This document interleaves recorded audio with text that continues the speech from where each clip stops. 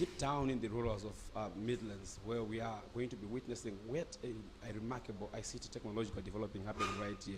We are in Gokwe Nembudzia, to be much more specific, where Zimbabweans, specifically students in this area, are going to be seeing a high-tech class impact as far as technological development is concerned. We're going to be joined by Engineer Raphael Mushanawan, the NetOne Chief Executive Officer, to just give us a brief of exactly what has been transpiring here, because we've also managed to notice the Vice President, CDJ and Chichuenga was here, Minister of ICT was there, and of course the Head of State, President Emerson Mnangagwa was also here on this specific launch. And with us is just Raphael Mushanawan. Thank you so much. A lot is happening. We also witnessed the President was here, the Vice President was here, the Minister of ICT was here. Make our viewers understand what is happening here in Gokwe. Thank you so much. What is happening here is that the President has launched the lab for this school. I think it's one of its kind in Gokwe North. As NetOne, we came in to facilitate, firstly by sprucing up the entire buildings at this school. And then we came to this lab. We actually reconstructed it and made it fit for computer equipment to be installed and for students to be able to use this lab. And lastly, we also spruced up the lecture room for the computer science department.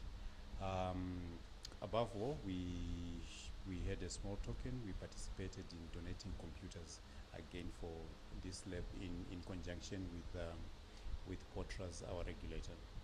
This is a very remote area. I think maybe 200 kilometers or so from Kwekwe, one of the fifth biggest cities in Zimbabwe. Why are you participating in such a remote area and enabling such a place? Look, we want children in remote areas to also benefit and have access to technology. Digitalization cannot be avoided, and also the children here cannot be left behind.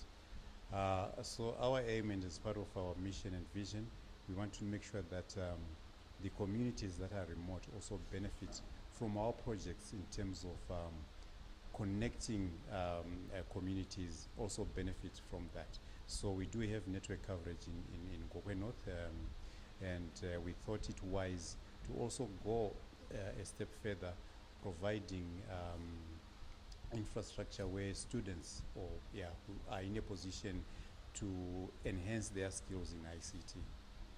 Let's speak about the impact of this development that you've just done right here. Approximately how many students can benefit at once from here? This computer lab can accommodate 40 students at any given time. And what we have done is to provide the furniture. We have redone the entire room so that it is suitable for someone to work in, and also that it has the right environment for any ICT computer or hardware to be installed. We've also noticed the computers that are also in this place, high performance computers, some are 12th generation Core i7 level computers. A lot of these people are definitely going to be impacted as far as their technological awareness is concerned. That's very true. As you can see, or if you have seen in this lab, students are already producing applications and using AI. So in that regard, you need something that is pretty much has the processing power and has got the capacity to hold so much data.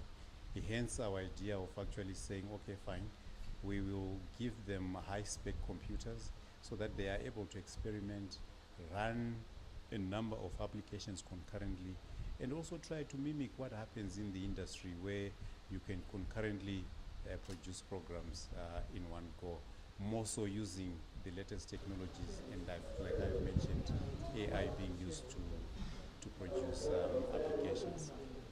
This is definitely not a small investment. Are you at ease to inform us at approximately how much of this investment was? Because these are definitely high-level computers and high tech that has been invested in this area? What kind of investment are we talking about?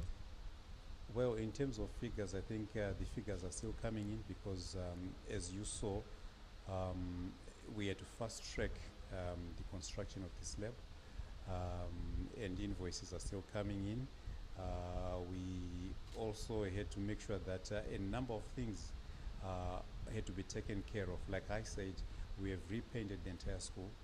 We've also uplifted the ablution facilities. So we are still to complete some of the outside projects that we're doing. I'm sure once the figures are available, we should be able to share that. This constituency is one of the most populated constituencies, and you are definitely impacting thousands. Are you privy to the numbers of the students who are here, and of course the effects of thousands that are going to be benefiting also and gaining from this experience? In terms of the school population, I don't have the numbers on hand. However, what I can share is that this is a school that is operated by the council, and council was having difficulties, one, in maintaining the infrastructure in terms of the school, in terms of the infrastructure that would make a school be a school. So we saw it fit that the classrooms, the ablution facilities, water provision, all those things are in place so that when a child comes to school, they are comfortable and they can concentrate on learning rather than having issues to do with the state of affairs of a classroom. So in a way, we are actually paying back to our customers whom we so cherish dearly. Why NetOne? You're one of the few players that have actually responded to this very serious show. We haven't really seen most or other players or networks coming in to do such a very serious corporate social responsibility issue. Well, it is part of our DNA to go into communities where we operate, where we get revenue, to come in and assist and pay back what they've sown in terms of using our infrastructure. Shanawan, we do thank you so much and congratulations once more again. Thank you so much.